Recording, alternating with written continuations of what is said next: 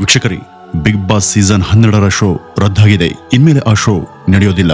ಕೇವಲ 2 ವಾರಕ್ಕೆ ಆ ಶೋ ನಿಂತು ಹೋಗಿದೆ ಅಂತ ನಿನ್ನೆಯಿಂದ ನೀವು ಎಲ್ಲಾ ಟಿವಿ ಚಾನೆಲ್ಗಳಲ್ಲೂ ಕೂಡ ಹಾಗೂ ಸೋಷಿಯಲ್ ಮೀಡಿಯಾದಲ್ಲೂ ಕೂಡ ನೋಡ್ತಿದ್ದೀರಿ. ಇದಕ್ಕೆ ಕಾರಣ ರಾಜ್ಯ ಮಾಲಿನ್ಯ ನಿಯಂತ್ರಣ ಮಂಡಳಿ ಅವರಿಗೆ ಕೊಟ್ಟಿರುವಂತ ನೋಟಿಸ್. ಅವರು ಕಸದ ತ್ಯಾಜ್ಯವನ್ನ ಸರಿಯಾಗಿ ವಿಲೇವಾರಿ ಮಾಡ್ತಿಲ್ಲ, ಹಸಿ ಕಸ ಮತ್ತು ಒಣ ಕಸವನ್ನ ಡಿವೈಡ್ ಮಾಡ್ತಿಲ್ಲ, ಮತ್ತೆ ಅವರು ಯೂಸ್ ಮಾಡದಂತ ನೀರನ್ನ ಸಂಸ್ಕರಿಸದೆ ಹೊರಕ್ಕೆ ಹರಿಸಿದಂತ ಆರೋಪದ ಅಡಿಯಲ್ಲಿ ಬಿಗ್ ಬಾಸ್ ಮನೆ ಕ್ಲೋಸ್ ಆಗಬೇಕು ಅಂತ ನೋಟಿಸ್ ಅನ್ನ ಕೊಟ್ಟಿರೋದು ಈಗ ನಿಮ್ಮೆಲ್ಲರಿಗೂ ಗೊತ್ತೇ ಇದೆ. ಜಾಲಿವುಡ್ ಸ್ಟುಡಿಯೋದಲ್ಲಿ ನಡೆದಿರುವಂತ ಈ ಒಂದು ಬಿಗ್ ಬಾಸ್ ಶೋನಲ್ಲಿ ಒಳಗಡೆ ಇರುವಂತಹ ತ್ಯಾಜ್ಯ ನೀರು ಸರಿಯಾದ ಕ್ರಮದಲ್ಲಿ ಸಂಸ್ಕರಣೆ ಆಗ್ತಿಲ್ಲ. ಇದರಿಂದಾಗಿ 108 ಸಮಸ್ಯೆಗಳು ಉದ್ಭವ ಆಗ್ತಿದೆ ಅಂತ ಮಾಲಿನ್ಯ ಮಂಡಳಿ ಅವರಿಗೆ ನೋಟಿಸ್ ಅನ್ನ ಕೊಟ್ಟಿದೆ. ಇಲ್ಲಿಯ ತ್ಯಾಜ್ಯ ನಿರ್ವಹಣೆ ತುಂಬಾ ಕಳಪೆಯಾಗಿದೆ. ನೀರು ಹರಿಯುವ ಮಾರ್ಗದ ಚಾರ್ಟ್ ಅನ್ನ ಸಿದ್ಧಪಡಿಸಿಲ್ಲ, STP ಘಟಕಗಳನ್ನ ಲೇಬಲ್ ಮಾಡಲಾಗಿಲ್ಲ. ಈ ಪ್ರದೇಶದ ಬಳಿ ಉತ್ಪತ್ತಿ ಆಗುವಂತ ಘನ ತ್ಯಾಜ್ಯಗಳಾದಂತ ಬಿಸಾಡಬಹುದಾದಂತ ಕಾಗದಗಳು, ತಟ್ಟೆಗಳು, ಕಪ್ಗಳು ಮತ್ತು ಪ್ಲಾಸ್ಟಿಕ್ ತ್ಯಾಜ್ಯವನ್ನ ಯಾವುದೇ ಅವೈಜ್ಞಾನಿಕ ರೀತಿಯಲ್ಲಿ ಸಂಗ್ರಹಣೆ ಮಾಡಲಾಗ್ತಿರೋದು ಈಗ ಕೇಳಿಬಂದಿರುವಂತ ಮುಖ್ಯ ಆಪಾದನೆ. ಇಲ್ಲಿರುವಂತ 500 KVA ಸಾಮರ್ಥ್ಯದ DG ಸೆಟ್ಗಳನ್ನ ಸ್ಥಾಪಿಸಿ ನಿರ್ವಹಿಸಲಾಗ್ತಿದೆ ಅನ್ನೋದು ಕೂಡ ಈಗ ಮಾಲಿನ್ಯ ನಿಯಂತ್ರಣ ಮಂಡಳಿ ಹೇಳಿಕೊಂಡಿದೆ. ಈ ಎಲ್ಲ ನಿಯಮಗಳ ಉಲ್ಲಂಘನೆ ಹಿನ್ನೆಲೆ ಮುಂದಿನ ಆದೇಶದವರೆಗೂ ಇಲ್ಲಿಯ ಕಾರ್ಯಕ್ರಮವನ್ನು ಸ್ಥಗಿತಗೊಳಿಸಿ ಸ್ಥಳವನ್ನು ವಶಕ್ಕೆ ಪಡೆಯುವಂತೆ ರಾಮನಗರ ಜಿಲ್ಲೆಯ ಉಪ ಆಯುಕ್ತರಿಗೆ ಸೂಚನೆಯನ್ನ ಕೊಡಲಾಗಿತ್ತು. ಈ ಒಂದು ಘಟಕಕ್ಕೆ ಸರಬರಾಜು ಮಾಡಲಾಗ್ತಿರುವಂತಹ ವಿದ್ಯುತ್ ಪೂರೈಕೆಯನ್ನು ಕೂಡ ಕಡಿತಗೊಳಿಸುವಂತೆ ಬೆಸ್ಕಾಂಗೂ ಸೂಚನೆಯನ್ನ ಕೊಡಲಾಗಿದೆ. ಮಂಡಳಿಯಿಂದ ಬಂದಿರುವಂತಹ ಈ ಒಂದು ನೋಟಿಸ್ನಲ್ಲಿ ಏನಿದೆ, ಬಿಡದಿ ಹೋಬಳಿಯ ಇಂಡಸ್ಟ್ರಿಯಲ್ ಏರಿಯಾದ ಫ್ಲಾಟ್ ಸಂಖ್ಯೆ 24 ಮತ್ತು 25ರಲ್ಲಿ ಸ್ಟುಡಿಯೋವನ್ನು ನಿರ್ಮಿಸಿ ಮನೋರಂಜನೆ ಕಾರ್ಯಕ್ರಮವನ್ನು ನಡೆಸಲಾಗ್ತಿದೆ. ಈ ಒಂದು ಪ್ರದೇಶದಿಂದ ಉತ್ಪತ್ತಿಯಾಗುವಂತಹ ತ್ಯಾಜ್ಯ ನೀರನ್ನ ಯಾವುದೇ ಸಂಸ್ಕರಣೆ ಇಲ್ಲದೆ ಆವರಣದ ಹೊರಗೆ ಬಿಡಲಾಗ್ತಿದೆ. ಇದರಿಂದಾಗಿ ಈ ಪ್ರದೇಶದ ಸುತ್ತಮುತ್ತಲಿನ ಪರಿಸರಕ್ಕೆ ಮಾಲಿನ್ಯ ಹರಡ್ತಾ ಇದೆ. ಇಲ್ಲಿಯ ಸಿಬ್ಬಂದಿ 250 KLD ಸಾಮರ್ಥ್ಯದ STP ಅನ್ನು ಒದಗಿಸಿದರೂ ಕೂಡ ಯಾವುದೇ ಒಳಚರಂಡಿಯ ಹರಿವು ಕಂಡು ಬಂದಿಲ್ಲ. ಈ ಒಂದು ಪ್ರದೇಶದಲ್ಲಿ ನಿರ್ಮಾಣ ಮಾಡಲಾಗಿರುವಂತಹ ಎಲ್ಲಾ STP ಘಟಕಗಳು ಖಾಲಿಯಾಗಿದ್ದಾವೆ. ಮತ್ತೆ ಯಾವುದೇ ಸಂಸ್ಕರಣೆ ಇದೆ ತ್ಯಾಜ್ಯ ನೀರನ್ನ ಆವರಣದ ಹೊರಕ್ಕೆ ಬಿಡಲಾಗ್ತಿದೆ ಅಂತ ರಾಜ್ಯ ಮಾಲಿನ್ಯ ನಿಯಂತ್ರಣ ಮಂಡಳಿ ತನ್ನ ನೋಟಿಸ್ನಲ್ಲಿ ಹೇಳಿಕೊಂಡಿದೆ. ಇದರ ಪರಿಣಾಮ ಈ ಸುದ್ದಿ ಕೇಳಿ ಬಂದ ತಕ್ಷಣ ಬಿಗ್ ಬಾಸ್ನ ಮುಖ್ಯಸ್ಥರು ಮನೆಯೊಳಗೆ ಇದ್ದಂತ ಎಲ್ಲಾ ಸ್ಪರ್ಧಿಗಳನ್ನು ಕೂಡ ಲಿವಿಂಗ್ ಏರಿಯಾಗೆ ಕರೆದು ಕೂರಿಸಿ ಕಾರಣಾಂತರಗಳಿಂದ ಅವರೆಲ್ಲರ ಲಗೇಜ್ ಸಹಿತ ಹೊರಗೆ ಬರುವಂತೆ ಕೇಳ್ಕೊಂಡಿದ್ದಾರೆ. ಆದ್ರೆ ಒಳಗೆ ಇರುವಂತಹ ಬಿಗ್ ಬಾಸ್ ಸ್ಪರ್ಧಿಗಳಿಗೆ ನಿಜಕ್ಕೂ ಇದರ ಅಸಲಿ ಹಿನ್ನೆಲೆ ಏನು ಅನ್ನೋದು ತಕ್ಷಣಕ್ಕೆ ಗೊತ್ತಾಗಿಲ್ಲ. ಈಗ ಈ ಪರಿಸರ ಮಂಡಳಿ ಮಾಡಿರೋದು ತಪ್ಪು ಅಂತ ನಾವಿಲ್ಲಿ ಹೇಳೋದಕ್ಕೆ ಬರೋದಿಲ್ಲ, ಯಾಕೆಂದ್ರೆ ಅವರು ಅವರ ಕೆಲಸವನ್ನಷ್ಟೇ ಮಾಡಿದ್ದಾರೆ. ಆದ್ರೂ ಕೂಡ ಈ ರೀತಿ ಏಕಾಏಕಿ ಒಂದು ದೊಡ್ಡ ಕಾರ್ಯಕ್ರಮಕ್ಕೆ ತಡೆ ಉಂಟು ಮಾಡಿದ್ರೆ ಅದರಿಂದ ನಿಜವಾಗಿ ಕಷ್ಟ ನಷ್ಟ ಮತ್ತು ಸಮಸ್ಯೆನ ಎದುರಿಸೋರು ಯಾರು, ಅದರಿಂದ ಆಗುವಂತ ನಿಜವಾದ ತೊಂದರೆ ಯಾರಿಗೆ, ಇದರಿಂದ ಯಾರಿಗೆ ಹೆಚ್ಚು ಹಾನಿಯಾಗುತ್ತೆ ಅನ್ನೋದು ಕೂಡ ಅವರು ಯೋಚಿಸಿದಂತೆ ಕಾಣಿಸ್ತಿಲ್ಲ. KSPCBಯ ಕ್ರಮದ ನಂತರ ಬಿಗ್ ಬಾಸ್ ಕನ್ನಡ 12ಕ್ಕೆ ದಿಢೀರ್ ತಡೆ ಉಂಟಾಗಿ ಸ್ಪರ್ಧಿಗಳಿಗೆ ತಕ್ಷಣ ಮನೆಯನ್ನ ಖಾಲಿ ಮಾಡುವಂತೆ ಸೂಚನೆ ಕೊಟ್ಟಿರುವುದು ಸ್ಪರ್ಧಿಗಳ ಸಹಿತ ಹೊರಗಿನ ಜನಕ್ಕೂ ಶಾಕ್ ಅನ್ನ ಉಂಟು ಮಾಡಿತು. ಯಶಸ್ವಿ ರಿಯಾಲಿಟಿ ಶೋ ಆದಂತ ಬಿಗ್ ಬಾಸ್ ಕನ್ನಡ 12ಕ್ಕೆ ಈ ಒಂದು ನೋಟಿಸ್ ಸಿಕ್ಕ ತಕ್ಷಣ ಬಿಡದಿ ಬಳಿ ಇರುವಂತಹ ಜಾಲಿವುಡ್ ಸ್ಟುಡಿಯೋಗೆ ಅಧಿಕಾರಿಗಳು ಬೀಗವನ್ನ ಹಾಕಿ ಸೀಲ್ ಮಾಡಿದ್ದಾರೆ. ಕಂದಾಯ ಮತ್ತು ಮಾಲಿನ್ಯ ನಿಯಂತ್ರಣ ಮಂಡಳಿಯ ನಿಯಮಗಳ ಅಡಿಯಲ್ಲಿ ಪರಿಸರ ಮತ್ತು ಭೂ ಕಬಳಿಕೆ ನಿಯಮಗಳ ಉಲ್ಲಂಘನೆಯನ್ನ ಉಲ್ಲೇಖಿಸಿ ಈ ಒಂದು ಕ್ರಮವನ್ನ ಕೈಗೊಳ್ಳಲಾಗಿದೆ. ಈ ಒಂದು ನಡೆಯಿಂದ ಎಲ್ಲಾ ಚಿತ್ರೀಕರಣ ಮತ್ತು ನಿರ್ಮಾಣ ಕಾರ್ಯಗಳನ್ನ ನಿಲ್ಲಿಸಿದ್ದು ಅಭಿಮಾನಿಗಳಿಗೆ ದಿಢೀರ್ ಸೋಜಿಗವನ್ನ ಉಂಟುಮಾಡಿತು.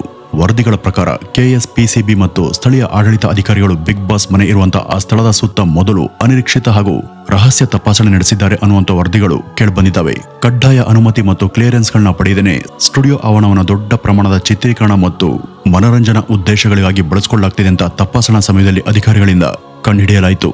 ತಪಾಸಣೆ ನಂತರ ಬಿಗ್ ಬಾಸ್ ಸೆಟ್ ಅನ್ನು ನಿರ್ವಹಣೆ ಮಾಡುವಂತ ವೆಲ್ ಸ್ಟುಡಿಯೋಸ್ ಮತ್ತು ಎಂಟರ್ಟೈನ್ಮೆಂಟ್ ಪ್ರೈವೇಟ್ ಲಿಮಿಟೆಡ್ಗೆ ಮಂಡಳಿ ತಕ್ಷಣ ಸ್ಥಗಿತಗೊಳಿಸಿ ಅನ್ನುವಂಥ ನೋಟಿಸ್ ಅನ್ನ ಕೊಟ್ಟಿತ್ತು. ಈ ಒಂದು ಆದೇಶವನ್ನು ಪಾಲಿಸಿ ಅದರ ಅಧಿಕಾರಿಗಳು ಬಿಗ್ ಬಾಸ್ ಮನೆಯನ್ನ ಸೀಲ್ ಮಾಡಿದ್ರು. ನಡೀತಾ ಇದ್ದಂತ ಚಿತ್ರೀಕರಣ ಮತ್ತು ಲೈವ್ ನಿರ್ಮಾಣವನ್ನ ತಕ್ಷಣ ನಿಲ್ಲಿಸಿದ್ರು. ಸ್ಪರ್ಧಿಗಳಿಗೆ ತಕ್ಷಣ ಆವರಣವನ್ನ ತೊರೆಯುವಂತೆ ಸೂಚಿಸಲಾಯಿತು. ಹಾಗಾದ್ರೆ ಇನ್ಮೇಲೆ ಬಿಗ್ ಬಾಸ್ ಕಾರ್ಯಕ್ರಮ ಬರೋದೇ ಇಲ್ವಾ? ಇದು ಇಷ್ಟಕ್ಕೆ ನಿಂತು ಹೋಯ್ತಾ? ಇದರ ಮುಂದಿನ ಕತೆ ಏನು ಅಂತ ಕೇಳಿದ್ರೆ, ಈಗ ಆಗಿರುವಂತಹ ಪ್ರಮಾದದ ಬಗ್ಗೆ ಕಲರ್ಸ್ ಕನ್ನಡ ವಾಹಿನಿ ಮತ್ತು ಕಾರ್ಯಕ್ರಮದ ನಿರ್ಮಾಣ ತಂಡದಿಂದ ಅಧಿಕೃತ ಹೇಳಿಕೆ ಇನ್ನೂ ಕೂಡ ಬರ್ಬೇಕಿದೆ. ವೀಕ್ಷಕರಿ, ಅವರು ಕೊಟ್ಟಿರುವಂತ ಈ ಒಂದು ನೋಟಿಸ್ ಕಾರಣವನ್ನ ಇಟ್ಕೊಂಡು ಇಂಥ ಒಂದು ದೊಡ್ಡ ಶೋವನ್ನ ನಿಲ್ಸೋದಿಕ್ಕೆ ಸಾಧ್ಯ ಇಲ್ಲ. ಖಂಡಿತ ಈ ಒಂದು ಶೋ ನಿಲ್ಲೋದಿಲ್ಲ. ಅವರು ಇದನ್ನ ಕೋರ್ಟ್ನ ಮುಖಾಂತರ ಬಗೆಹರಿಸಿಕೊಂಡು ಈ ಒಂದು ಶೋವನ್ನ ಮತ್ತೆ ಶುರು ಮಾಡ್ತಾರೆ. ಹಾಗಾದ್ರೆ ಟಿವಿಯಲ್ಲಿ ಪ್ರಸಾರ ನಿಲ್ಲುತ್ತೆ ಅಂತ ಕೇಳಿದ್ರೆ ಅದು ಕೂಡ ನಿಲ್ಲುವಂತ ಚಾನ್ಸ್ ಬಹುತೇಕ ಕಡಿಮೆ. ಯಾಕೆಂದ್ರೆ ಅವ್ರ ಹತ್ರ ಈಗಾಗಲೇ ಬೇಕಾದಷ್ಟು ಫುಟೇಜ್ಗಳು ಇದ್ದಾವೆ. ಅಲ್ಲಿ ದಿನದ 24 ಗಂಟೆ ನಡೆಯೋದನ್ನ ನಮ್ಗೆ ಅವರು ಕೇವಲ 1 ಗಂಟೆಯಲ್ಲಿ ಮಾತ್ರ ತೋರಿಸ್ತಾರೆ. ಅವ್ರ ಹತ್ರ ಇನ್ನೂ ಕೂಡ 3-4 ದಿನಕ್ಕೆ ಬೇಕಾಗುವಂತ ಫುಟೇಜ್ಗಳು ಇದ್ದಾವೆ. ಅವೆಲ್ಲವನ್ನು ಕೂಡ ಮ್ಯಾನೇಜ್ ಮಾಡಿ ಅವರು ಇನ್ನೂ ಕೂಡ ಒಂದು 3-4 ದಿನ ಅದೇ ವಿಡಿಯೋಗಳನ್ನ ಇಟ್ಕೊಂಡು ಅವರು ಪ್ರಸಾರ ಮಾಡುವಂತ ಸಾಧ್ಯತೆ ಇದೆ. ಹಾಗಾಗಿ OTTಯಲ್ಲಿ ಮತ್ತೆ ಚಾನಲ್ ನಲ್ಲಿ ಪ್ರಸಾರ ಆಗುವಂತ ಈ ಒಂದು ಶೋ ನಿಲ್ಲುವಂತ ಚಾನ್ಸ್ ಕಡಿಮೆ. ಅಷ್ಟರಲ್ಲಿ ಬಿಗ್ ಬಾಸ್ ನ ತಂಡ ಕೋರ್ಟ್ಗೆ ಅರ್ಜಿಯನ್ನ ಸಲ್ಲಿಸಿ ಈ ಒಂದು ಶೋವನ್ನ ಮತ್ತೆ ಶುರು ಮಾಡುವಂತ ಎಲ್ಲಾ ಚಾನ್ಸ್ ಬಹುತೇಕ ಜಾಸ್ತಿನೇ ಇದೆ. ವೀಕ್ಷಕರೇ, ಈ ಬಿಗ್ ಬಾಸ್ ಶೋ ಒಂದು ನ್ಯಾಷನಲ್ ಲೆವೆಲ್ ನ ರಿಯಾಲಿಟಿ ಶೋ. 100 ಕೋಟಿ ಬಿಸ್ನೆಸ್ ಮಾಡುವಂತ ಕಾರ್ಯಕ್ರಮ ಅದು. ಅಲ್ಲಿ ನಮ್ಗೆ ಕಾಣಿಸೋದು ಅದರ ನಿರೂಪಕರಾದಂತ ನಟ ಸುದೀಪ್ ಹಾಗೂ ಸ್ಪರ್ಧಿಗಳು ಮಾತ್ರ. ಆದ್ರೆ ಬಿಗ್ ಬಾಸ್ ಅಂದ್ರೆ ಅದರ ಸ್ಪರ್ಧಿಗಳು ಮತ್ತು ಕಾರ್ಯಕ್ರಮ ನಿರೂಪಕರಾದಂತ ಸುದೀಪ್ ರವರು ಮಾತ್ರ ಅಲ್ಲ. ಒಂದು ಬಿಗ್ ಬಾಸ್ ಶುರು ಆಗ್ಬೇಕು ಅಂದ್ರೆ ಸುಮಾರು 700ಕ್ಕಿಂತ ಹೆಚ್ಚು ಜನ ತಂತ್ರಜ್ಞರು ಅದರ ವಿವಿಧ ವಲಯಗಳಲ್ಲಿ ಶ್ರಮ ಹಾಕಿರ್ತಾರೆ. 100 ಕುಟುಂಬಗಳು ಇದನ್ನ ನಂಬಿಕೊಂಡು ಕೆಲಸ ಮಾಡ್ತಿರ್ತವೆ. ದಿನಗೂಲಿ ಹಾಗೂ ವಾರದ ಲೆಕ್ಕ ಮತ್ತು ತಿಂಗಳದ ಸಂಬಳಕ್ಕೆ ಕೆಲಸ ಮಾಡುವಂತ ಶ್ರಮಿಕರ ದಂಡೆ ಅಲ್ಲಿ ಇರುತ್ತೆ. ಅವರ ಪೈಕಿ ಅನೇಕರು ದೂರದ ಊರುಗಳಿಂದ ರಾಜ್ಯಗಳಿಂದ ಇಲ್ಲಿಗೆ ಬಂದಂತವರು ಇದ್ದಾರೆ. ಈಗ ಏಕಾಏಕಿ ಈ ಒಂದು ಶೋ ಈ ರೀತಿ ಕ್ಲೋಸ್ ಆದ್ರೆ ಅವರೆಲ್ಲರ ಹೊಟ್ಟೆ ಮೇಲೆ ಹೊಡೆದಂತಾಗುತ್ತೆ. ಹಾಗೆ ನೋಡಿದ್ರೆ ಬೆಂಗಳೂರಂತ ಸಿಟಿಯಲ್ಲಿ ಅದರಲ್ಲೂ ಕೂಡ ಪೀಣ್ಯ ಇಂಡಸ್ಟ್ರಿಯಲ್ ಏರಿಯಾದ ಸುತ್ತಮುತ್ತ ಇರುವಂತ ಕಾರ್ಖಾನೆಗಳಲ್ಲಿ ವಿಷರಹಿತ ತ್ಯಾಜ್ಯ ಹಾಗೂ ವಿಷಯುಕ್ತವಾದಂತಹ ಕೆಮಿಕಲ್ ವೇಸ್ಟ್ ನೀರನ್ನ ಅವರು ಪ್ರತಿದಿನ ವಿಷಸಹಿತ ತ್ಯಾಜ್ಯ ಹಾಗೂ ವಿಷಯುಕ್ತವಾದಂತಹ ಕೆಮಿಕಲ್ ವೇಸ್ಟ್ ನೀರನ್ನ ಅವರು ದಿನಂಪ್ರತಿ ಹೊರಕ್ಕೆ ಲೀಕ್ ಅನ್ನ ಮಾಡ್ತಾನೆ ಇದ್ದಾರೆ. ಅಲ್ಲಿರುವಂತಹ ವಾಷಿಂಗ್ ಯೂನಿಟ್ಗಳು, ಕೆಮಿಕಲ್ ಫ್ಯಾಕ್ಟರಿಗಳು, ಆಸಿಡ್ ಫ್ಯಾಕ್ಟರಿಗಳು ಇವೆಲ್ಲವೂ ಕೂಡ ಯಾವುದೇ ಸಂಸ್ಕರಣ ಘಟಕವನ್ನ ಮಾಡದೆ ನೀರನ್ನ ನೇರವಾಗಿ ಭೂಮಿಯ ಒಳಗೇನೆ ಬಿಡ್ತಿದ್ದಾರೆ. ಆ ಒಂದು ಕಾರ್ಖಾನೆಗಳ ಸುತ್ತಮುತ್ತ ಇರುವಂತಹ ಭೂಮಿ ಎಷ್ಟರ ಮಟ್ಟಿಗೆ ಹಾಳಾಗಿದೆ ಅಂದ್ರೆ ಅಲ್ಲಿ ನೀವು ಎಲ್ಲೇ ಕೂಡ ಸುತ್ತಮುತ್ತ ಬೋರನ್ನ ಹಾಕ್ಸಿದ್ರು ಅಲ್ಲಿ ನಿಮ್ಗೆ ಸಿಗುವಂತ ನೀರು ಸಂಪೂರ್ಣವಾಗಿ ಹಾಳಾಗಿದೆ. ಅದು ಯಾವುದೇ ಕಾರಣಕ್ಕೂ ಉಪಯೋಗಿಸೋದಕ್ಕೆ ಯೋಗ್ಯವಲ್ಲದ ನೀರು. ಅಂದ್ರೆ ಅಲ್ಲಿರುವಂತ ಗ್ರೌಂಡ್ ವಾಟರ್ ಸಂಪೂರ್ಣವಾಗಿ ಹಾಳಾಗಿದೆ. ಅಂತ ಕಾರ್ಖಾನೆಗಳಿಗೆ ಇವು ಯಾಕೆ ಇನ್ನೂ ಕೂಡ ನೋಟಿಸ್ ಕೊಟ್ಟಿಲ್ಲ? ಅವು ಇವತ್ತಿಗೂ ಕೂಡ ಚಾಲು ಇದ್ದಾವೆ. ಇದಕ್ಕೆ ಹೋಲಿಕೆ ಮಾಡಿ ನೋಡಿದ್ರೆ ಇವರು ಬಿಗ್ ಬಾಸ್ ತಂಡಕ್ಕೆ ಕೊಟ್ಟಿರುವಂತ ನೋಟಿಸ್ ಯಾವುದಕ್ಕೂ ಲೆಕ್ಕಕ್ಕೆ ಇಲ್ಲ. ಅವರು ಕೇವಲ ಕಸ ಸರಿಯಾಗಿ ವಿಲೇವಾರಿ ಮಾಡ್ತಿಲ್ಲ, ನೀರನ್ನ ಸಂಸ್ಕರಣೆ ಮಾಡ್ತಿಲ್ಲ ಅಂತ ಮಾತ್ರ ಅವ್ರಿಗೆ ನೋಟಿಸ್ ಕೊಟ್ಟಿದ್ದಾರೆ. ಅದರಿಂದ ಅಂತ ದೊಡ್ಡ ತೊಂದರೆ ಏನು ಆಗೋದಿಲ್ಲ. ಆದ್ರೆ ಈ ಕಾರ್ಖಾನೆಗಳಿಂದ ಸಂಪೂರ್ಣವಾಗಿ ಅದರ ಸುತ್ತಮುತ್ತ ಇರುವಂತ ಗ್ರೌಂಡ್ ವಾಟರ್ ಹಾಳಾಗಿದೆ. ಇಂಥದ್ದೆಲ್ಲ ಅವ್ರ ಕಣ್ಣಿಗೆ ಯಾಕೆ ಕಾಣಿಸ್ತಿಲ್ವೋ ಅರ್ಥ ಆಗ್ತಿಲ್ಲ. ಅಥವಾ ಕಾಣಿಸಿದ್ರು ಅದು ಜಾಣ ಕೂಡ ಗೊತ್ತಿಲ್ಲ. ಅಥವಾ ಇಲ್ಲಿ ಬೇರೆ ಏನಾದ್ರೂ ರಾಜಕೀಯದ ಗೇಮ್ಗಳು ನಡೀತಿದ್ದಾವ ಅನ್ನುವಂತ ಸಾಕಷ್ಟು ಟೀಕೆಗಳು ಕೂಡ ಕೇಳಿಬರ್ತಿದ್ದಾವೆ. ಮಂಡಳಿಯವರ ನಡೆ ಇಲ್ಲಿ ಸಂಪೂರ್ಣ ತಪ್ಪು ಅಂತ ನಾವು ಹೇಳ್ತಿಲ್ಲ. ರೂಲ್ಸ್ ಅಂದ್ಮೇಲೆ ಅವು ಎಲ್ಲಾ ಕಡೆ ಒಂದೇ ರೀತಿ ಇರ್ಬೇಕಲ್ವಾ? ಒನಕೆ ಕದ್ದವರನ್ನ ಬಿಟ್ಟು ಸೂಜಿ ಕದ್ದವರನ್ನ ಹಿಡಿದ ಹಾಗೆ ಅನ್ನುವಂತ ರೀತಿ ನಡೆದುಕೊಳ್ಬಾರ್ದು. ಇದೆಲ್ಲದರ ಮಧ್ಯ ಸುದೀಪ್ ರವರ ಕುರಿತಾಗಿ ಒಂದು ವಿವಾದಗ್ರಸ್ತ ಹೇಳಿಕೆ ಕೂಡ ಚರ್ಚೆಗೆ ಒಳಗಾಗ್ತಿದೆ. ಸಿನಿಮಾದ ಜನ ಹೋರಾಟಕ್ಕಾಗ್ಲಿ ಅಥವಾ ಸರ್ಕಾರದ ಆಂದೋಲನಕ್ಕಾಗ್ಲಿ ಸಾಥ್ ಕೊಡಲ್ಲ. ಅವರು ಕೇವಲ ಅವರ ಸಿನಿಮಾಗೋಸ್ಕರ ನಮ್ಮನ್ನ ಕರೆಸಿ ಪ್ರಚಾರ ತಗೋತಾರೆ ಅಷ್ಟೇ.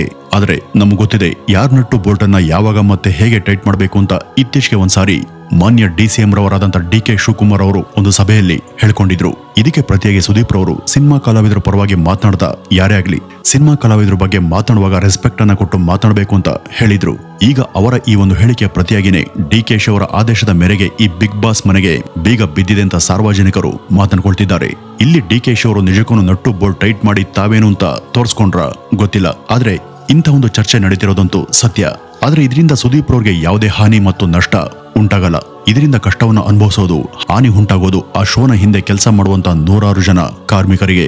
ಯಾರೋದೋ ಮೇಲಿನ ಆಗ್ರಹದಿಂದ ಇನ್ಯಾರಿಗೋ ತೊಂದರೆ ಕೊಡೋದು ಎಷ್ಟು ಸರಿ ಅನ್ನೋದು ಈಗ ಕೇಳಬರ್ತಿರುವಂತ ವಿಮರ್ಶೆಗಳು. ಈಗ ಇರುವಂತ ಬಿಗ್ ಬಾಸ್ ಸೀಸನ್ 12ರ ಮನೆಗೆ ಕೋಟ್ಯಾಂತರ ರೂಪಾಯಿನ ಖರ್ಚು ಮಾಡಿ ತಯಾರು ಮಾಡಲಾಗಿದೆ. ಶೋ ಶುರು ಆಗುವಂತ 3 ತಿಂಗಳು ಮೊದಲಿಂದಲೇ ಅಲ್ಲಿ ಅದನ್ನ ರಚಿಸುವಂತ ಕೆಲಸ ಶುರುವಾಗುತ್ತೆ. ಆಗಿಂದನೂ ಕೂಡ ಈ ಒಂದು ಶೋ ಫೈನಲ್ಗೆ ಹೋಗೋವರೆಗೂ 100 ಜನ ಅಲ್ಲಿ ತಿಂಗಳಾನುಗಟ್ಲೆ ದಿನದಲ್ಲಿ 3 ಶಿಫ್ಟ್ ಅಂತೆ ತುಂಬಾ ಕಷ್ಟಪಟ್ಟು ಹಗಲು ರಾತ್ರಿ ಕೆಲಸ ಮಾಡ್ತಿರ್ತಾರೆ. ಇದರ ಒಂದು ದಿನ ಕೆಲಸ ನಿಂತ್ರೆ ಅವರ ಆದಾಯಕ್ಕೆ ತಡೆ ಉಂಟಾಗುತ್ತೆ. ರಾಜಕೀಯ ನಾಯಕರಾಗ್ಲಿ ಅಥವಾ ಯಾವುದೇ ಮಂಡಳಿಯ ಯಾವುದೇ ಮುಖ್ಯಸ್ಥರಾಗ್ಲಿ ಇಂಥ ಸಾಮಾನ್ಯ ಶ್ರಮಿಕರ ಬಗ್ಗೆ ಕೂಡ ಮಾನವೀಯತೆ ದೃಷ್ಟಿಯಿಂದ ತುಸು ಯೋಚಿಸಬೇಕು. ಹಾಗೆ ನೋಡಿದ್ರೆ ಇನ್ನೊಂದ್ 2-3 ದಿನದಲ್ಲಿ ಎಲ್ಲ ಸೆಟಲ್ ಆಗಿ ಈ ಒಂದು ಶೋ ಮತ್ತೆ ಚಾಲು ಆಗೋದಂತೂ ಪಕ್ಕ. ಬಿಗ್ ಬಾಸ್ ನ ಮುಖ್ಯಸ್ಥರು ಕೂಡ ಮಂಡಳಿಯ ಆದೇಶ ಹಾಗೂ ನಿಯಮಗಳಿಗೆ ತಲೆಬಾಗ್ಲೇಬೇಕು. ಹಾಗೂ ವಾಯು ಮಾಲಿನ್ಯ ನಿಯಂತ್ರಣ ಮಂಡಳಿಯ ಅಧಿಕಾರಿಗಳು ಪೀಣ್ಯ ಇಂಡಸ್ಟ್ರಿಯಲ್ ಸುತ್ತಮುತ್ತ ಇರುವಂತಹ ಕಾರ್ಖಾನೆಗಳ ಬಗ್ಗೆ ಕೂಡ ಸ್ವಲ್ಪ ಗಮನವನ್ನ ಹರಿಸಬೇಕು. ಯಾಕೆಂದ್ರೆ ನ್ಯಾಯ ಎಲ್ರಿಗೂ ಒಂದೇ ಅಲ್ವಾ ವೀಕ್ಷಕರೇ? ಇದಿಷ್ಟು ಇವತ್ತಿನ ಈ ಒಂದು ವಿಡಿಯೋದ ಮಾಹಿತಿ ಅಂತ ಹೇಳ್ತಾ ಮತ್ತೆ ಮುಂದಿನ ವಿಡಿಯೋದಲ್ಲಿ ಭೇಟಿಯಾಗೋಣ. ಅಲ್ಲಿವರೆಗೂ ನಮಸ್ಕಾರ ವೀಕ್ಷಕರೇ. ಈ ಒಂದು ವಿಡಿಯೋವನ್ನ ಎಡಿಟ್ ಮಾಡುವಂತ ಸಮಯದಲ್ಲಿ ನಮ್ಗೆ ಸಿಕ್ಕಂತ ಅಪ್ಡೇಟ್ ಏನಪ್ಪಾ ಅಂದ್ರೆ ಜಾಲಿವುಡ್ ನ ಸಂಸ್ಥೆ ಅಧಿಕಾರಿಗಳಿಗೆ ತಮ್ಮಿಂದ ಆದಂತ ತಪ್ಪುಗಳನ್ನ ಸರಿಪಡಿಸಿಕೊಳ್ಳೋದಕ್ಕೆ 10 ದಿನದ ಕಾಲಾವಕಾಶವನ್ನ ಕೇಳಿದ್ದಾರೆ. ಅದಕ್ಕೆ ಅವರು ಕೂಡ ಒಪ್ಕೊಂಡು 10 ದಿನ ಕಾಲಾವಕಾಶವನ್ನ ಕೊಟ್ಟಿದ್ದಾರೆ. ಹಾಗಾಗಿ ಎಂದಿನಂತೆ ಈ ಒಂದು ಶೋ ಸರಾಗವಾಗಿ ನಡೆಯಲಿದೆ. ಇನ್ನು ನಟ್ಟು ಬೋಲ್ಟು ವಿಷಯಕ್ಕೆ ಸಂಬಂಧಪಟ್ಟಂತೆ DK ಶಿವಕುಮಾರ್ ಅವರು ಇದಕ್ಕೆ ಪ್ರತಿಕ್ರಿಯೆ ಕೂಡ ಕೊಟ್ಟಿದ್ದಾರೆ. ಈ ಜಾಲಿವುಡ್ ಸ್ಟುಡಿಯೋದವರಿಂದ ಏನಾದರೂ ತಪ್ಪಾಗಿದ್ರೆ ಅದನ್ನ ಸರಿಪಡಿಸಿಕೊಳ್ಳೋದಕ್ಕೆ ಅವರಿಗೆ ಕಾಲಾವಕಾಶ ಕೊಡಿ. ಹಾಗಂತ ಆ ಸ್ಟುಡಿಯೋನ ಕ್ಲೋಸ್ ಮಾಡೋದು ಸರಿಯಲ್ಲ ಅಂತ ಕೂಡ ಅವರು ಮಾತನಾಡಿದ್ದಾರೆ. ಇದರಿಂದ ಹೈಕೋರ್ಟ್ ನಲ್ಲಿ ಅರ್ಜಿಯನ್ನ ಹಾಕಿ ಮತ್ತೆ ಬಿಗ್ ಬಾಸ್ ಕಾರ್ಯಕ್ರಮವನ್ನು ಶುರು ಮಾಡೋದಕ್ಕೆ ಅನುಮತಿಯನ್ನ ಕೇಳೋದ್ರಲ್ಲಿದ್ರು. ಆದ್ರೆ ಈಗ ಅವರು ಕಾಲಾವಕಾಶವನ್ನ ಕೊಟ್ಟಿರೋದ್ರಿಂದ ಆ ಒಂದು ಅರ್ಜಿಯನ್ನ ಹಿಂಪಡೆದಿದ್ದಾರೆ. ಇನ್ಮುಂದೆ ಯಾವುದೇ ಅಡೆತಡೆ ಇಲ್ಲದೆ ಈ ಒಂದು ಶೋ ಎಂದಿನಂತೆ ಮುಂದುವರೆಯಲಿದೆ ಅಂತ ಹೇಳ್ತಾ ಇವತ್ತಿನ ಈ ಒಂದು ವಿಡಿಯೋವನ್ನ ಇಲ್ಲಿಗೆ ಮುಗಿಸೋಣ. ನಮಸ್ಕಾರ.